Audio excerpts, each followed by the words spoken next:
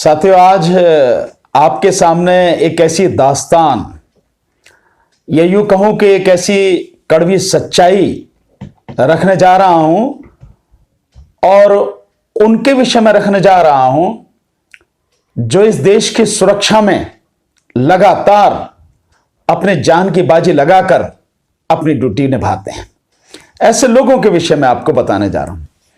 आपको ध्यान होगा, मैंने पहले जो हमारी सेना है, भारतीय सेना है, उस सेना में जो हमारे सैनिक हैं उनकी स्थिति और उस सेना से रिटायर्ड हमारे जो पूर्व सैनिक हैं उनकी स्थिति, उनकी जो बहुत सारी दिक्कतें हैं उनके विषय में मैंने आपको बताया था।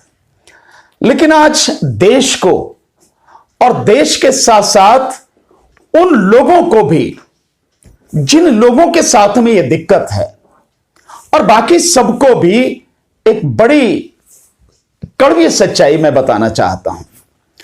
बहुत ध्यान से इसे सुनने की, समझने की जरूरत है साथियों। ये जो मोदी सरकार है, ये जब से आई है, इसने देश के लिए हमने ये किया है, किसानों के लिए ये किया है, इसके लिए ये किया है, उसके लिए ये किया है, न जाने क्या क्या जो है चीजें की हैं। कभी न्यू इंडिया, कभी आत्मनिर्भर भारत, कभी कुछ कभी कुछ कभी कुछ, न जाने कितनी बातें कही हैं। पर सच्चाई कुछ और, हकीकत कुछ और है। और मैं समझता हूं कि जब पूरे देश में देश का अन्नदाता, देश का किसान जब सड़कों पर है, ठिठुरती ठंड में सड़कों पर है, और इस ठंड में कई बीमारी में भी हमारे तकरीबन 44 किसान साथी शहीद भी हो गए हैं। और आज इस दिन यानी आज 25 दिसंबर को माननीय प्रधानमंत्री जी श्री नरेंद्र मोदी जी ने अटल बिहारी वाजपेयी जी के जन्मदिन के उस उपलक्ष्य में जो बड़ा लंबा चौड़ा भाषण दिया है और जो जिस तरह से कि हमने किसानों के लिए किया है, किसान सम्मान निधि का जिक्र किया, उसमें किसान फसल बीमा का जिक्र किया और जाने कई चीजें जो की, और साथ में जो किसान आंदोलन कर रहे हैं जो लाखों की संख्या में है और पूरे देश का किसान आंदोलित है, सड़कों पर उतर रहा है। जैसे आप देखेंगे, न केवल पंजाब बल्कि हरियाणा, साथ में राजस्थान, साथ में महाराष्ट्र, उत्तर प्रदेश, मध्य प्रदेश, कर्नाटक, लगातार बिहार, इन सब के किसान जुड़ते चले जा रहे हैं, सड़कों पर उतरते चले जा रहे हैं। और आज जैसा आपने देखा है, आपको जानकारी होगी कि जो जयपुर हाईवे है वहां पर जो हरियाणा और राजस्थान के किसान साथी बैठे हैं, आज वहां पर महाराष्ट्र से चल के आए हजारों की संख्या में जो किसान साथी हैं हमारे, वो उस आंदोलन में वहां शामिल हो गए। और सरकार कहती है कि ये जो किसान हैं, सरकार नहीं, माननीय प्रधानमंत्री नरेंद्र मोदी जी कहते हैं कि ये जो किसान हैं ये यहां पर पिकनिक मनाने आए हैं, सेल्फी खिंचवाने आए हैं, ये मौज ले रहे हैं। ये उनकी भाषा है।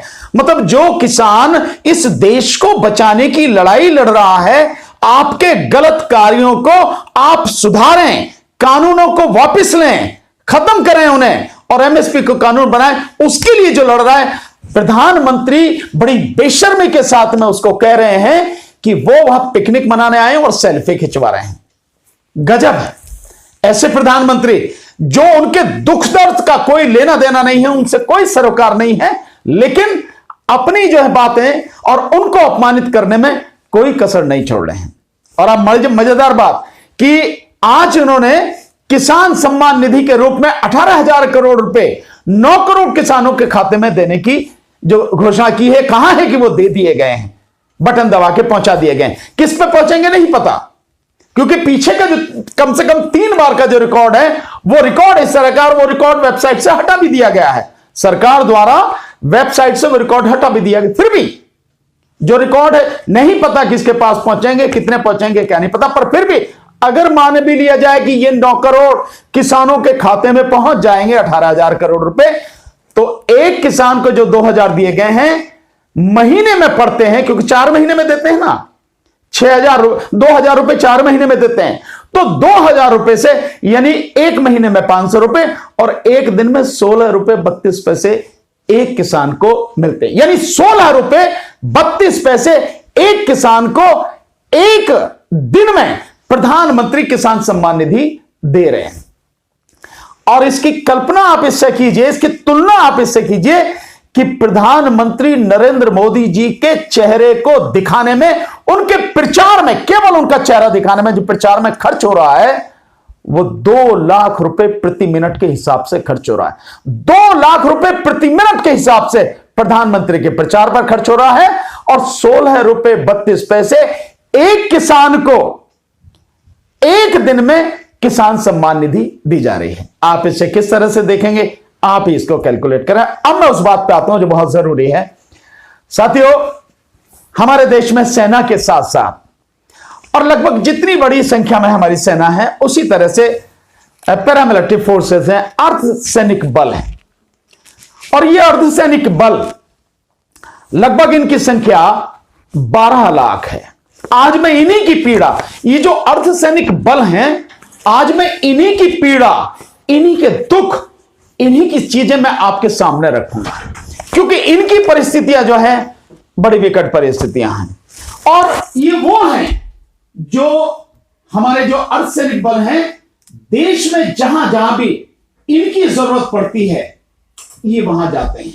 केवल इतना ही नहीं, जो देश की 18,000 किलोमीटर जो सीमा है, जो आप समझेंगे कि जो धरती की सीमा है, जो आप कहेंगे कि गुजरात से लेके और इधर आपके पंजाब, राजस्थान और यहां से होते हुए जम्मू कश्मीर और पूरा आपके उत्तराखंड, हिमाचल, उत्तर प्रदेश, ये सारा जो होते हुए असम तक, जो नॉर्थ ईस्ट तक जो जाता है, यानी धरती की जो सीमा है वो 18,000 किलोमीटर, उसकी न केवल ये रक्षा करते हैं, उस पर बहुत मुस्तैदी के साथ अपनी ड्यूटी देते हैं, बल्कि इसके साथ में देश में भी कहीं पर भी कोई आंदोलन हो, कोई कहीं झगड़ा हो जाए, कोई विषम परिस्थिति आ जाए, बाढ़ आ जाए, किसी तरह की मतलब और भी कोई जरूरतें हो, जो नक्सलाइट एरिया हैं, आतंकवाद से प्रभावित एरिया हैं, बड़े बड़े ऐसे खतरनाक जो क्षेत्र हैं, वहां पे लगातार ये ड्यूटी देते हैं। ये वो हमारे जो साथी हैं पैरामिलिट्री फोर्सेस के, यानी अर्धसैनिक बलों के वो जो साथी हैं, आज मैं उनकी पीड़ा आपके सामने रख रहा हूं। इन अर्धसैनिक बलों में कौन कौन आते हैं? Number 1 CRPF, number 2 CISF, number 3 आपके SSB, number 4 BSF, number 5 ITBP और नंबर 6 असम राइफल्स। ये 6 जो हैं ये हमारे अर्धसैनिक बल हैं। इनमें जो हमारे 4 हैं वो पूरी तरह से सीमा की रक्षा में लगे रहते हैं। और मैं पूरे विश्वास के साथ कह सकता हूं, पूरी जिम्मेदारी के साथ ये मैं कहूंगा कि उनका काम बिल्कुल वैसा है जैसा हमारी सेना का है। बल्कि कई मामलों में देखा जाए तो सेना से शायद एक कदम आगे हो सकता है, लेकिन सेना से कम तो नहीं है। हां, जब युद्ध होते हैं तो निश्चित रूप से युद्ध में सेना का सबसे बड़ा जो काम होता है, सबसे बड़ा योगदान सेना का होता है, सारा कंट्रोल सेना के हाथ में होता है। लेकिन उसके बावजूद भी ये सब उसको सेना को सपोर्ट करने के लिए सारे काम करते हैं। तो कौन है ये 4 जिनका लगभग सेना की तरह काम है? आप देखेंगे उनमें है बीएसएफ यानी बॉर्डर सिक्योरिटी फोर्स, इसके अलावा ITBP Indo Tibetan border police ITBP, इसके अलावा जो हमें असम राइफल्स, साथ में एसएसबी यानी सशस्त्र सीमा बल। ये 4 ऐसे हैं पैरामिलिट्री फोर्सेस के जिनका काम लगातार सीमा पर सेना की तरह काम करना है। इसके अलावा जो सीआरपीएफ है, सीआरपीएफ जो आतंकवाद से प्रभावित क्षेत्र हैं, जो नक्सलवाद से प्रभावित क्षेत्र हैं, या और भी जितने तरह के कहीं भी कोई भी किसी भी राज्य में कुछ भी होता है, सेंटर में कुछ भी होता है, उस सब के लिए काम करने के लिए सीआरपीएफ काम करती है, यानी सेंट्रल रिजर्व पुलिस फोर्स। ये सीआरपीएफ वहां के लिए काम करती है।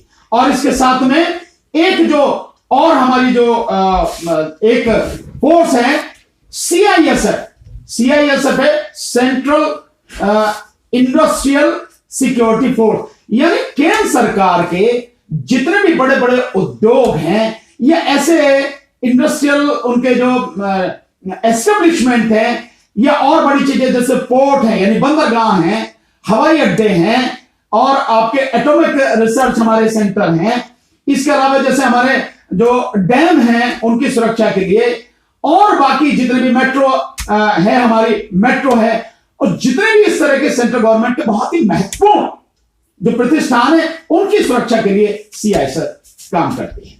तो ये 6 हमारे हैं और इनमें भी ये जो सीआरपीएफ है, इसी सीआरपीएफ में से जो साथी हैं उनको ट्रेंड करके जो बनाया जाता है वो एसपीजी, आप जानते हैं कि जो बहुत ही मतलब प्रधानमंत्री से लेके और जितने भी जो लोग हैं जिनको Z+ सिक्योरिटी वगैरह जो मिलती है वो सब एसपीजी के हमारे सारे साथी हैं, एसपीजी के साथी हैं हमारे।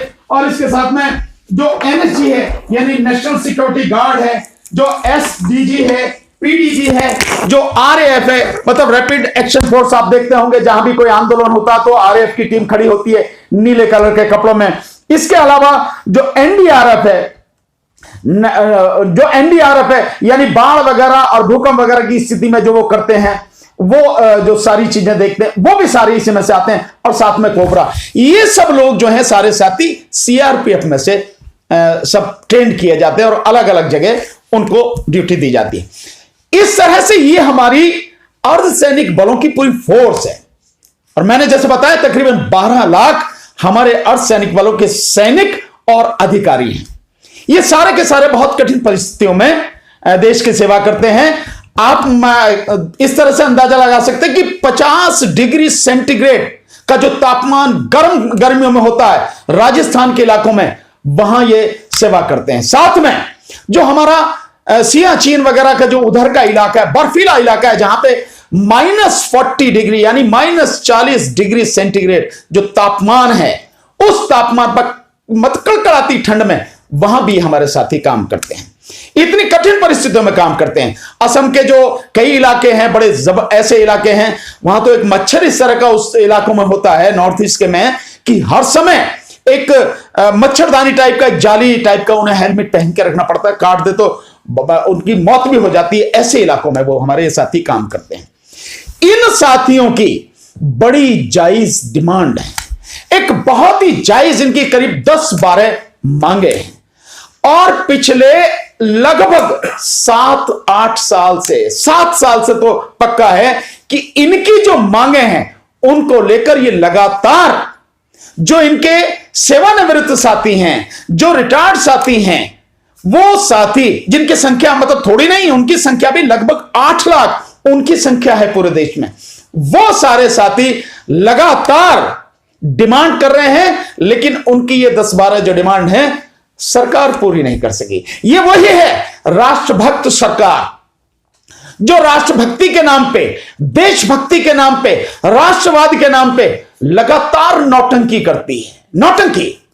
और ये वही है जो वो सरकार है जिसने जब पुलवामा कांड हुआ, आप जानते हैं 2019 में 14 फरवरी को जब पुलवामा कांड हुआ, उस पुलवामा कांड में हमारे सीआरपीएफ के जो 44 जवान शहीद हुए, उसके बाद की स्थिति में आज तक उनकी क्या स्थिति है, उनके घर की क्या स्थिति है, कोई देखने नहीं गया, कोई खबर लेने नहीं गया है।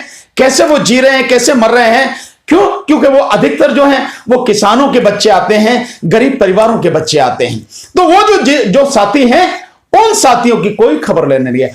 उनकी जो डिमांड है वो डिमांड आज तक पूरी नहीं हुई।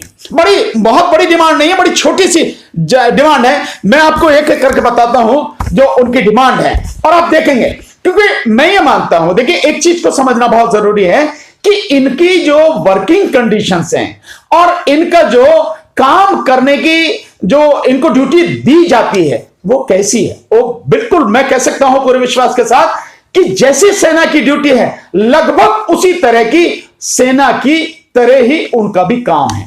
तो मैं समझता हूं सेना की तरह उन्हें सुविधा भी दी जानी चाहिए, कोई दिक्कत इसमें नहीं है, क्योंकि रात दिन काम करते हैं, इलेक्शन करते हैं, तो यही सारे